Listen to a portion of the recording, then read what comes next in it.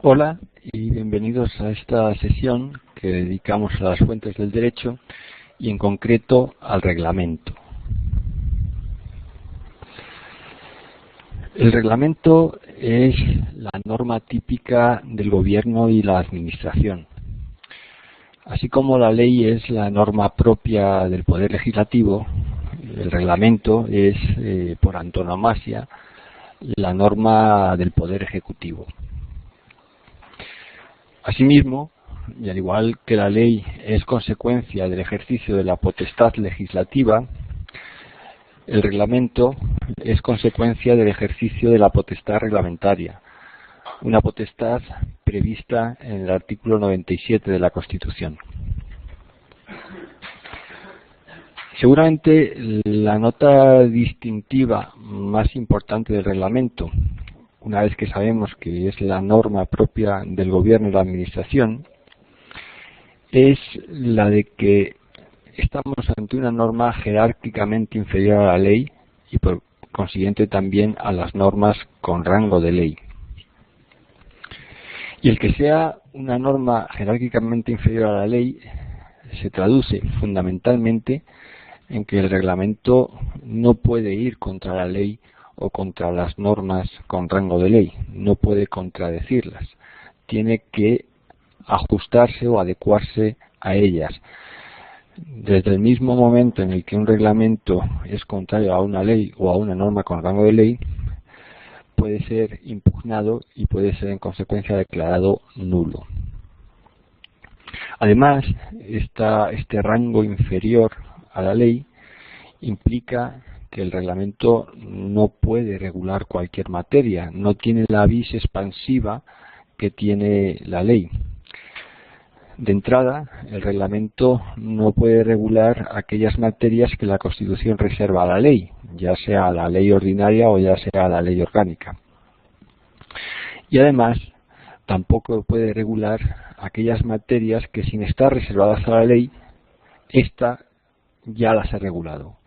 Esta, la ley, o, vuelvo a insistir, las normas con rango de ley.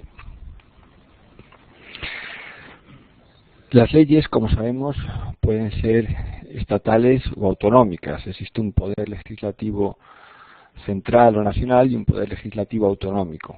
Y en consecuencia nos encontramos con leyes estatales y leyes autonómicas. Lo mismo ocurre con el reglamento. Existen reglamentos estatales, reglamentos que se dictan en el ámbito del poder central, y también reglamentos autonómicos, aquellos dictados por los gobiernos y administraciones autonómicas. Pero además, en el caso de los reglamentos, también contamos con reglamentos locales, por ejemplo, y como veremos a continuación, aquellos provenientes de los ayuntamientos.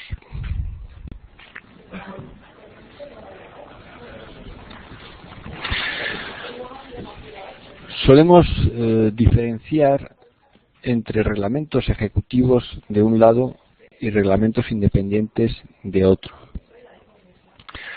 Los reglamentos ejecutivos son aquellos que se dictan para ejecutar o desarrollar una ley. Por eso se les denomina secundum legem. Su finalidad, por tanto, es clara. Las leyes, como regla general, se redactan en unos términos más o menos generales que en multitud de ocasiones necesitan ser concretados, ser desarrollados. Pues bien, es ahí donde entra el reglamento ejecutivo, que por tanto lo que hace es concretar o detallar lo que dice una ley. De hecho, muchas veces es la propia ley la que expresamente, en su propio articulado, normalmente en una disposición final, llama al propio reglamento para que realice el oportuno desarrollo. Ahora bien, no es necesario, no es requisito sine qua non para que se puedan dictar reglamentos ejecutivos que la ley se remita a ellos. El gobierno y la administración pueden dictar reglamentos ejecutivos que desarrollen leyes sin que estas, con carácter previo y de forma expresa, se hayan remitido a un ulterior desarrollo reglamentario. Ni que decir tiene que los reglamentos ejecutivos tienen que ajustarse fielmente a lo que dice la ley, es decir, esa tarea de ejecución o desarrollo de una ley tiene en todo momento que adecuarse o que respetar los términos del legislador. Por su parte, los reglamentos independientes se dictan no ya para ejecutar o desarrollar una ley, sino que se dictan para regular materias con carácter independiente, de ahí su nombre, que desde luego, y como ya hemos dicho antes, no pueden estar reservadas a la ley, porque esa reserva obliga a que solo el legislador mediante ley regule dichas materias, y tampoco pueden ser materias que, aun sin estar reservadas a la ley, ya estén reguladas por ley o norma con rango de ley. Es decir, los reglamentos independientes pueden regular materias no reservadas a la ley y que en ese instante, en ese momento, no tengan una regulación legal. Como no son reglamentos que desarrollan sensu stricto una ley, suelen denominarse praeter legem.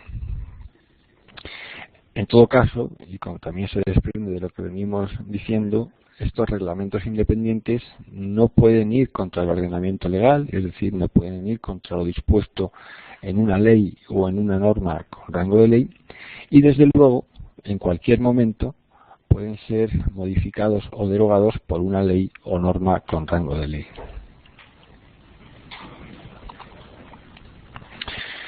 Es importante distinguir los reglamentos en función de su órgano de procedencia, porque además, según sea ese órgano de procedencia, también va a cambiar, también va a ser distinta la denominación del reglamento.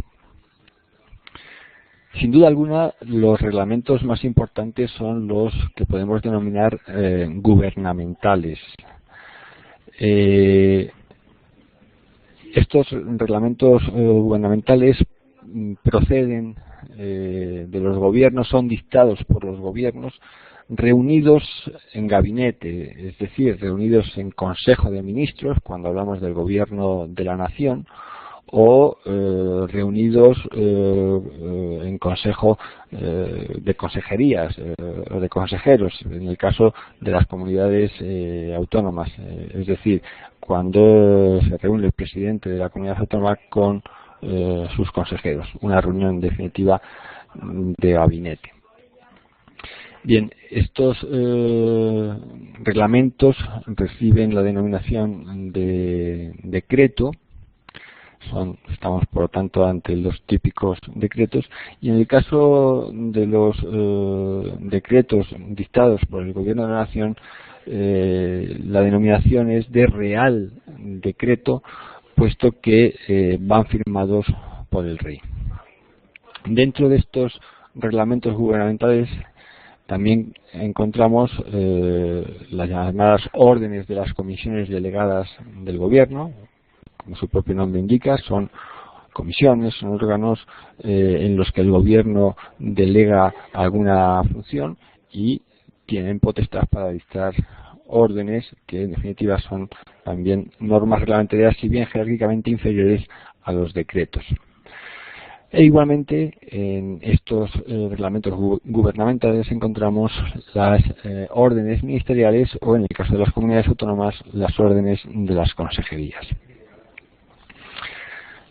Además de los reglamentos gubernamentales, tenemos los reglamentos locales, que ya antes adelantábamos. El ejemplo posiblemente más significativo de este tipo de reglamento son las ordenanzas dictadas por los ayuntamientos. Igualmente podemos encontrarnos con reglamentos procedentes de órganos con autonomía reglamentaria. Ejemplos de estos órganos, o al menos ejemplos muy significativos, son el Congreso de los Diputados, el Senado, el Tribunal Constitucional, el Consejo General del Poder Judicial, etcétera. Órganos todos ellos que disponen de autonomía reglamentaria, una autonomía reglamentaria que normalmente viene conferida por la propia Constitución, y en virtud de la cual estos órganos elaboran y aprueban sus propios reglamentos. Son, en consecuencia, reglamentos con eficacia fundamentalmente interna, una eficacia ad intra, y por tanto son reglamentos básicamente de organización y funcionamiento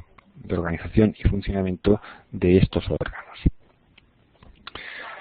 Por último, podemos encontrarnos reglamentos procedentes de órganos algo más inferiores de la Administración o de organismos públicos autónomos. Ejemplos típicos son las circulares, instrucciones, resoluciones, etcétera, de órganos insertos dentro de un ministerio o de una consejería, o aquellos reglamentos que dictan organismos públicos autónomos, como pueden ser las universidades públicas, o qué sé yo, la Dirección General de Tráfico, la Fábrica Nacional de Moneda y Timbre, o el ICO, el Instituto de Crédito Oficial. Existen numerosos organismos públicos de estas características que también tienen, en muchos casos, potestad para dictar reglamentos en el ámbito de sus competencias y de sus funciones. Estos reglamentos adquieren tal naturaleza reglamentaria solo si implican derechos y obligaciones para los particulares y, en consecuencia, si se publican en los correspondientes boletines oficiales.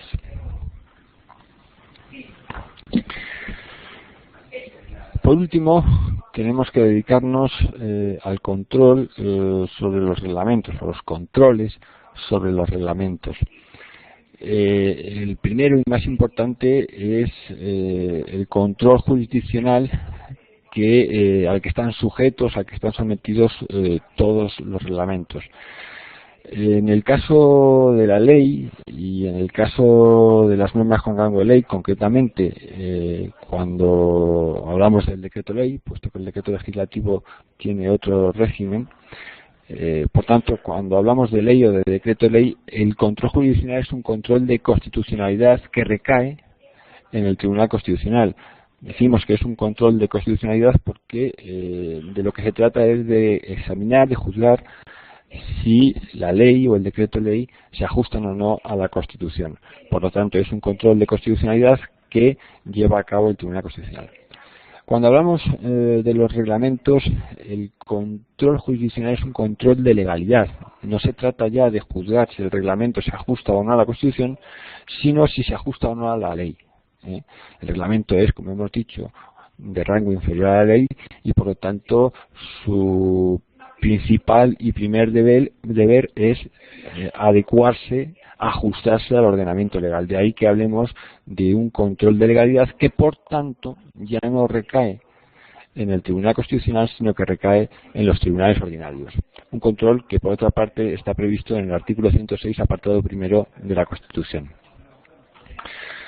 Además, y en el caso concreto de los reglamentos ejecutivos, estos están sometidos al dictamen obligatorio del Consejo de Estado, una consulta que debe elevarse siempre al Consejo de Estado cada vez que se dicta un reglamento ejecutivo, en virtud de lo dispuesto en el artículo 22, apartado tercero de la Ley Orgánica del Consejo de Estado.